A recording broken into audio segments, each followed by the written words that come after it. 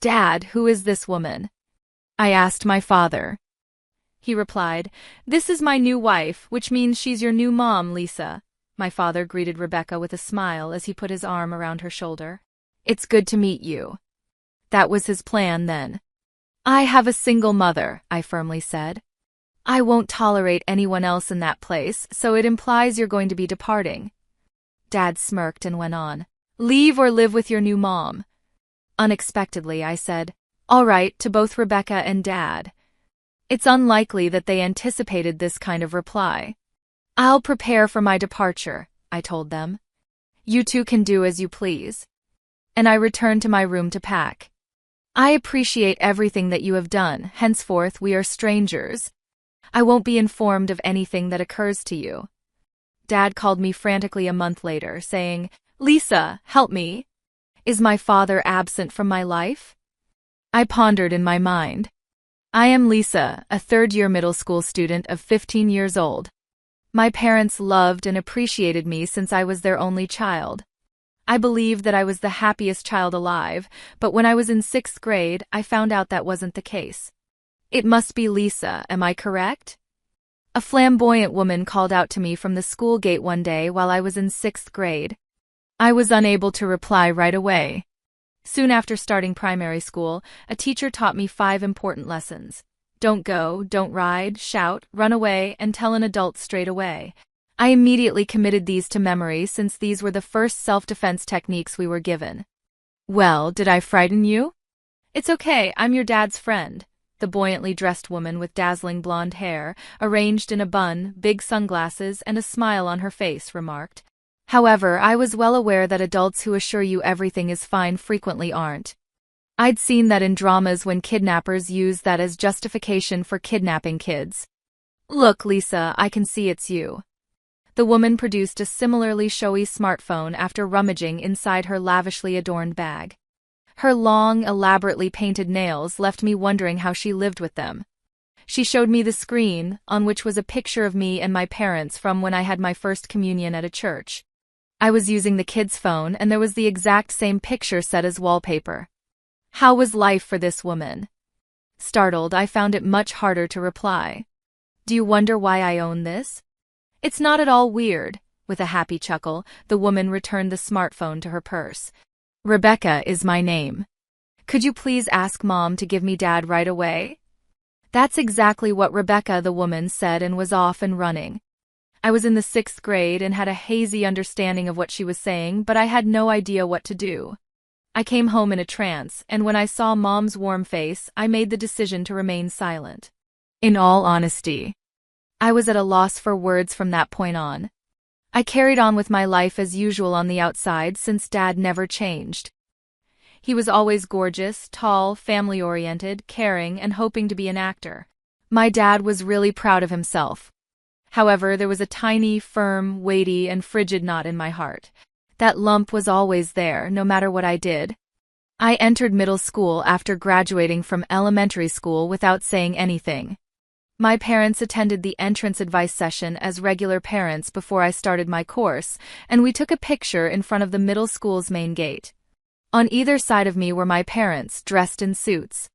All that was visible to anyone observing us was a typical, content family. That might not have been the case, though. I was contemplating these things when my father's words snapped me out of my daydream. He returned to show us the screen after thanking the photographer. I pondered whether Dad would also give that Rebecca-named woman this picture. Mom noticed my strange expression and inquired worriedly. "Nothing," I answered, glancing from my father to my mother. I was unable to tell my mother anything at all. As long as Mom is unaware of Dad's relationship with Rebecca, it doesn't matter if it is true.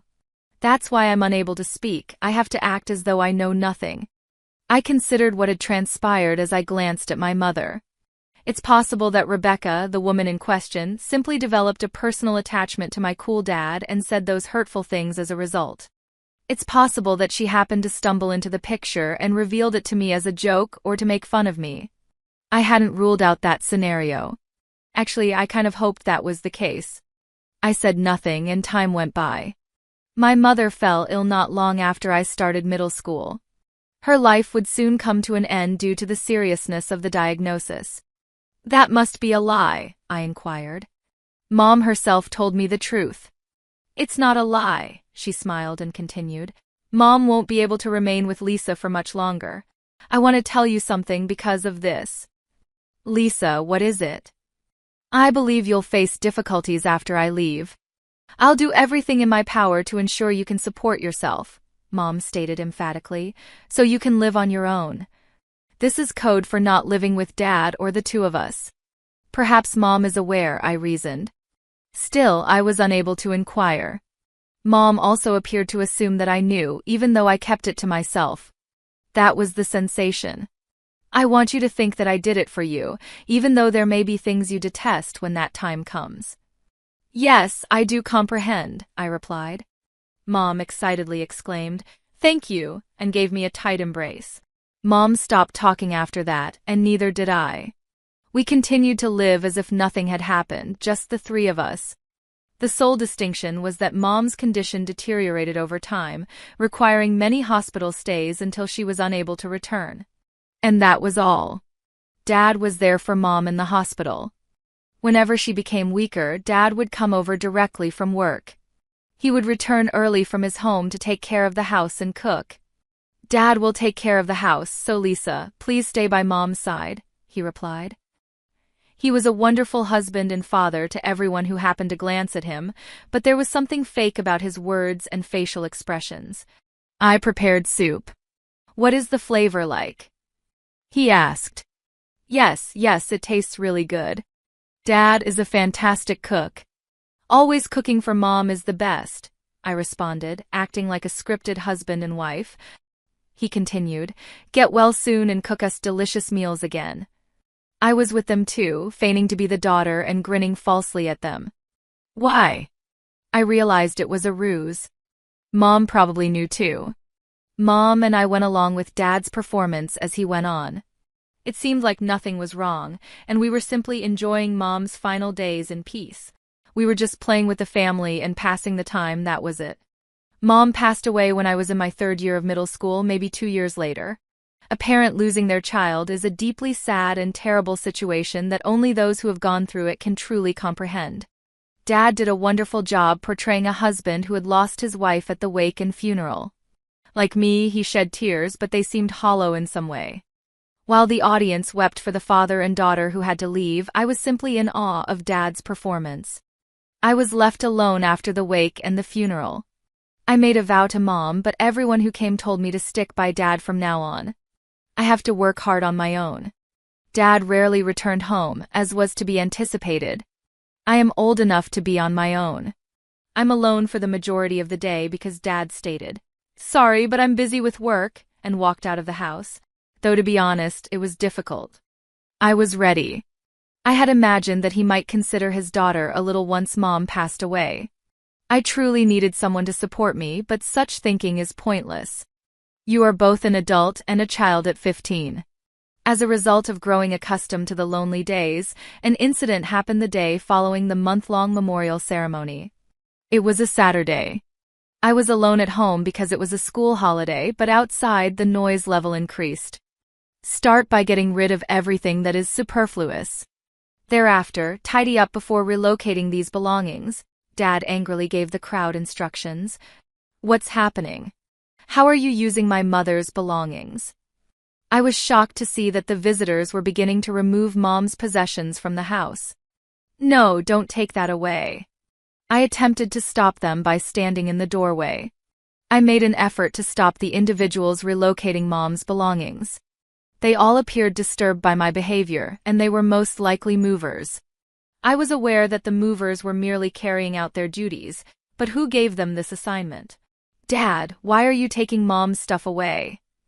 I assume your mom is no longer with us, so these things won't be used by anyone.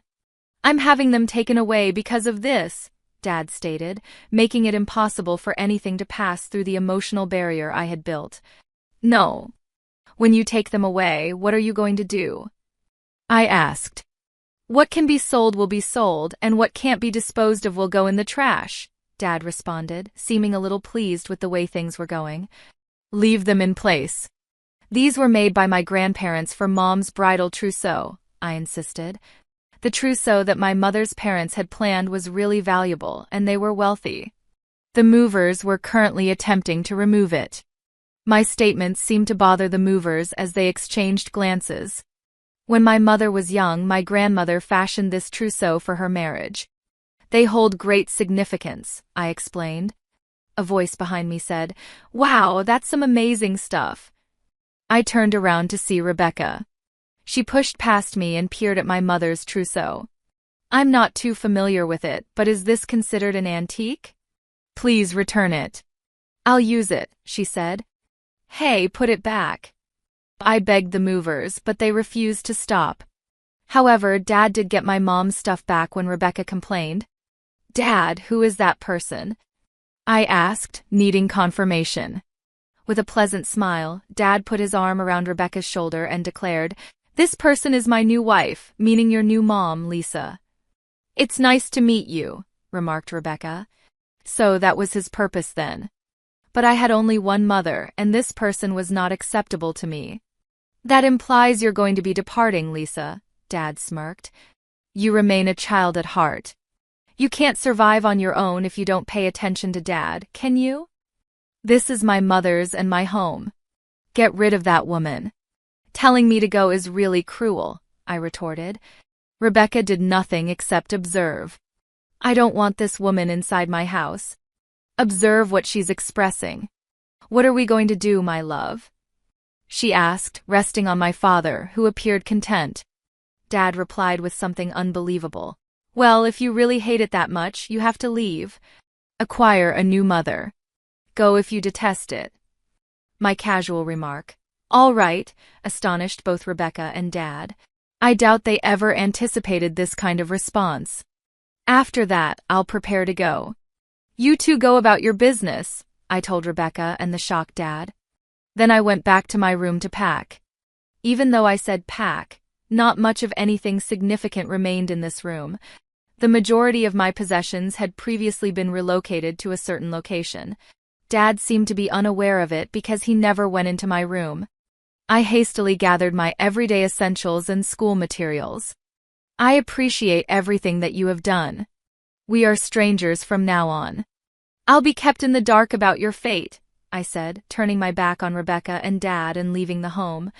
I got into the cab that I had called and gave the driver my destination. "Goodbye, Dad."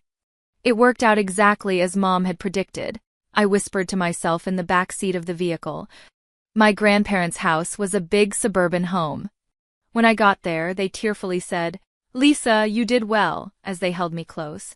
I sobbed as I embraced my grandmother, finally feeling relieved to consider that this was the final outcome. My grandparents expressed their regret, saying, "We were duped the entire time." He was pretending to be the nice husband and father. However, I didn't mind because I already knew. Mom was awake. She gave me everything she could. Because of this, Mom was aware of Dad's affair, and she might have even known that Rebecca had made contact with me. My mother never mentioned anything to me. If she hadn't become ill, I wonder if she would have kept up the facade of a happy married couple with Dad. However, Mom must have made her decision after learning about her illness, considering what would happen to me after she passed away. She promised to exert all of her effort. Household duties were one of those things. Mom and I had been cooking together since I was in elementary school, and I had been assisting her ever since. I was able to prepare most of Mom's recipes. She taught me everything she could in the final year before she died. Therefore, I didn't have any difficulties with that part, even when I was living alone and Dad wasn't home. I could clean and do laundry in that house. After Mom died and Dad never came back, I took care of myself. I owe it all to the lessons I learned from my mother. Another thing Mom did, the consequences of which were later realized. Dad called all the time, a month after I moved out of the house where I grew up. Though I knew he would, I chose to ignore it. If it ended with a single phone call, it wouldn't be enjoyable. I turned off my phone, locked it in my room, left for school, and didn't pick it up right away when I got back. I didn't pick it up until after I had taken a bath and it was time to go to bed. There could have been up to 300 missed calls. When I looked through the call record, my phone was ringing in front of me. It was silent, but the screen illuminated to let me know. Perhaps it's time for me to finally answer the phone. Silently, I said, "Hello. Why didn't you respond earlier, Lisa? How many times have I called? Do you think you know?" I immediately received a yell. How rude, I thought, and remained silent. "Greetings, Lisa. How come you're not answering?" I said nothing. "It's Dad, Lisa. Have you remembered to listen to my voice?" I wished I could forget, but unfortunately I remembered. I sighed. "Lisa, help me. I don't have a father, do I?" I replied. Dad paused for a while and then continued, "This is me, your dad. I'm in serious trouble. Are you unable to assist? Lisa wouldn't be the type of daughter to desert her parents, is she?" His alluring tone made me uncomfortable. "As I already stated, I am fatherless. The number you have must be incorrect. Kindly have a look at it," I said. I hung up and switched off my phone. That way I wouldn't have to listen to the man who used to be my father's voice. Ever again, I'm going to stop using this phone soon. Maybe because I stopped responding, Dad and Rebecca arrived at my grandparents' house the following day. "Let me check on Lisa. She must have been impacted by you. Send her back immediately." "That's correct. Lisa, please come back home. I'm a young, attractive mother who has come to get you. I'll forgive you right now. Return to that residence, and then you are free to leave," Rebecca added. Dad and Rebecca were expelled for visiting my grandparents' home. As I am the owner of that house, Mom gave me ownership of the house and other possessions before she passed away. I had the authority. My mom received the house as a present from her grandparents upon her marriage. Knowing that she was sick, Mom took swift action. She gave me ownership of the house, and she paid the inheritance tax correctly, of course, but she kept Dad in the dark. Dad must have worried because he believed he had ownership rights to the house and that Mom's estate belonged to him. I requested that my guardian, a lawyer, give Dad a notice of eviction. That's when he realized the truth and contacted me in a panic. He was given a notice to leave within a month or face legal action from me. It was written understandably. Simultaneously, I instructed the attorney to document that every piece of furniture in the house was mine and that if anything was destroyed, I would demand payment. Before I left, I had taken pictures of every household object. I recall the movers being really brutal with everything. Rebecca might have done some harm as well. Repairing such exquisite, one-of-a-kind furniture crafted by artisans would be quite expensive. I hope there isn't any harm.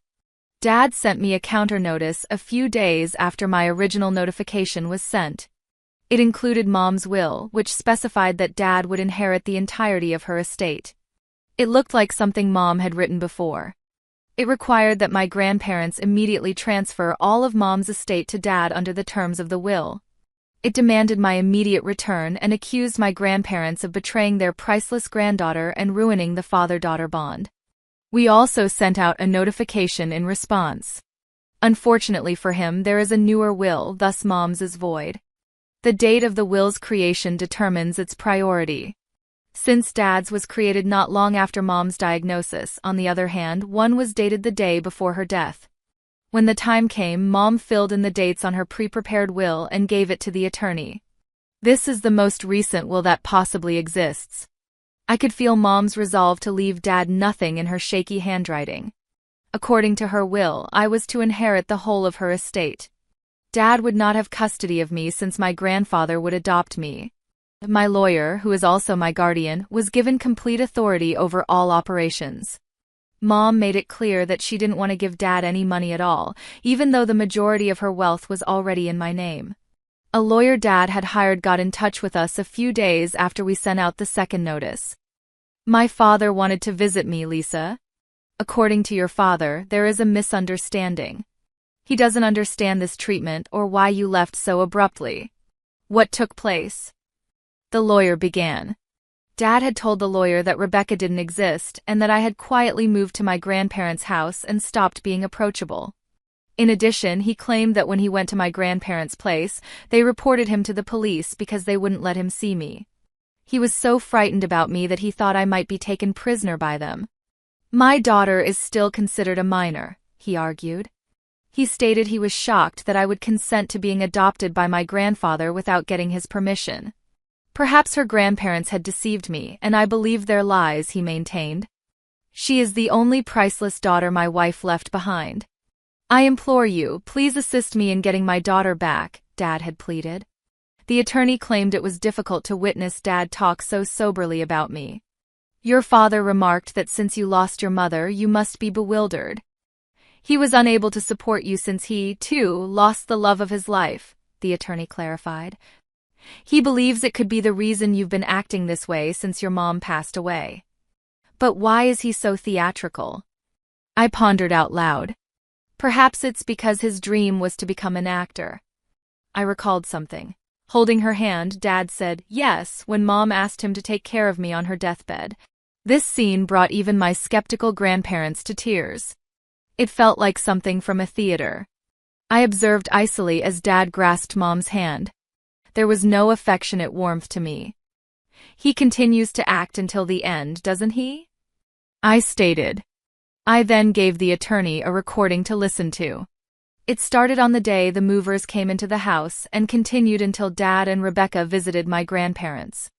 The tape exposed Dad's actual personality. The attorney's face shifted when he heard it. When it came time to bring Rebecca into the house after Mom passed away, Dad suddenly revealed his true colors. He had been acting as though he cared about me and Mom the entire time. At last, I held the proof in my possession. Well, it appears that this is a different tale. I apologize, the attorney replied, turning to go. He then told me that he turned down Dad's request and that he owed him money for lying to him under pretenses. I suppose after this, no one will be willing to represent your father, he continued.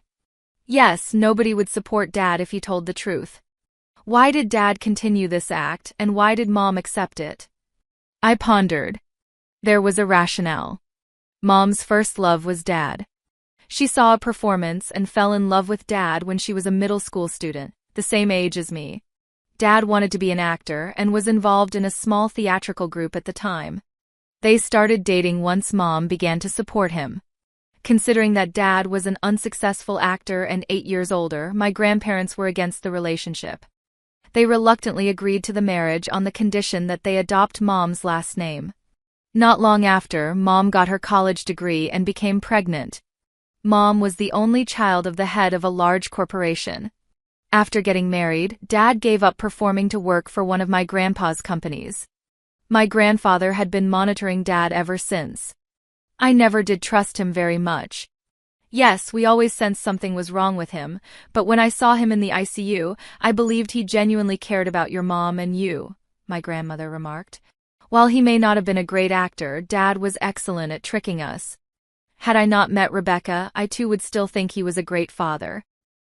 He's an extremely talented actor, but then, how did Mom realize? I pondered. I was shown a letter from Mom by my grandmother. The letter was left with the attorney to be delivered to my grandparents following her passing. To my most beloved parents. If you are reading this letter, it indicates that I am no longer with you. I want to start by sincerely thanking you for everything you have done for Lisa and me. I will always be appreciative of you because you have always supported us. I want you to know that your suspicions about my husband were founded. I know you have always had reservations. When my sickness was diagnosed, I came to understand the reality about him. Although it was a terrible epiphany, it provided me with the insight I needed to decide what was best for Lisa's future, ****. Since I knew I was running out of time, I took every precaution to keep Lisa safe. I gave her full ownership of the house and other properties, guaranteed her financial security, and left the legal work to our lawyer. I wanted to make sure she wouldn't come into any harm or dishonesty. Please look after Lisa.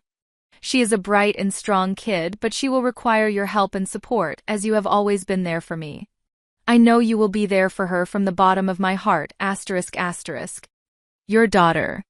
I experienced a range of emotions when I read the letter. Even in her last days, Mom had taken precautions to keep me safe because she knew the truth. I came to understand her love for me and the extent of her sacrifices made on my behalf. I knew that with my grandparents by my side, I could overcome any obstacles that lay ahead. Mom had loved Dad so much at first, but she began to suspect his conduct after they were married and she became pregnant, thinking it was fake. Maybe it was just her gut feeling, but after doing some research, she found that Dad had other women financially supporting him because he was attractive. Mom attempted to persuade herself that she was unique to him despite this. Eventually, though, she heard someone say, "I stole the president's daughter. One day, I will be president of my own company.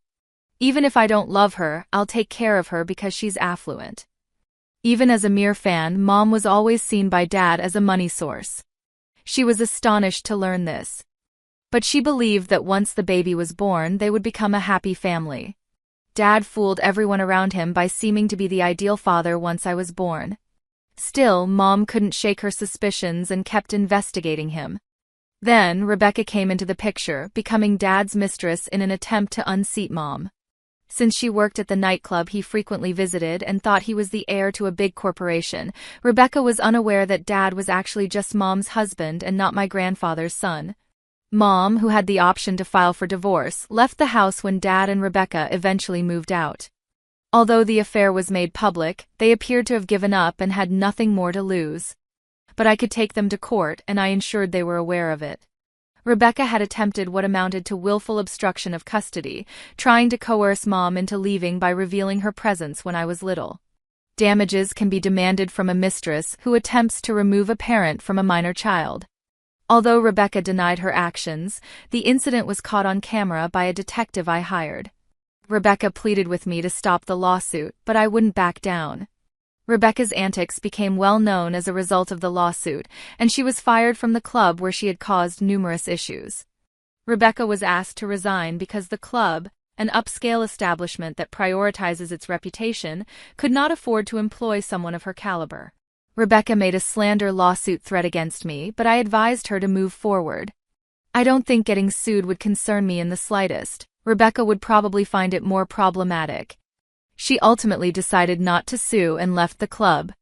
She probably won't be able to work in such upscale establishments in the future. I will not get much money even if I win my lawsuit, which is still pending, but that is not the point. I plan to fight until the very end, and I will not allow them to get away with it. Dad was no longer able to remain at his business. He first gained access thanks to my grandpa's connections, and since he was anticipated to succeed his father-in-law in the end as the son-in-law, no one could ever criticize him for anything he did. But with this incident, being ejected from the house by his own daughter and having his long-term romance with Rebecca exposed, his true character became clear to all. As it happens, he wasn't all that skilled at his profession in the first place. He was a clever individual, but he was just good at acting, even though he could always put on a competent front. The truth was that he was useless, and everyone eventually discovered this. Strangely, Dad didn't become a successful actor despite his skill at acting. More than just talent is needed in the entertainment world. Maybe true stars have something that Dad didn't have, an aura. Anyway, everyone around him finally let out all their long-stowed complaints as they saw his actual personality. He was shunned not only by his peers but also by his clientele, who now treated him with contempt. His former admirers among the female staff now regarded him with disdain. After attempting to maintain a low profile for a while, he left the company because the circumstances became too intolerable. He and Rebecca are said to be living in a small flat now. He's called me a few times in the past, but now that we are strangers, I despise them. I'm not obligated to assist him. As expected, Rebecca damaged Mom's bridal tiara, and when I sought payment they complied, presumably believing they couldn't afford to file a case again. They may have spent their savings or Dad's severance pay. They may even owe money, but that's not my problem. As I already stated, it's up to them both going forward. I am now legally my grandfather's adopted child, even though this only affects our legal relationship and not my name or anything else. I'll be studying overseas after high school, getting ready to carry on my grandfather's tradition. I still cry when I think of Mom, but I can't grieve indefinitely. Losing Mom was a sad and lonely experience. She must have known that the day would come when I would need to study multiple languages to ensure that I wouldn't have any trouble with them. She truly instilled in me the ability to live independently wherever I go. This is something I really feel. I want to live up to Mom's expectations. I'm just now beginning to move toward a bright future for myself. I'm hoping to experience a variety of things overseas and meet someone who truly loves me.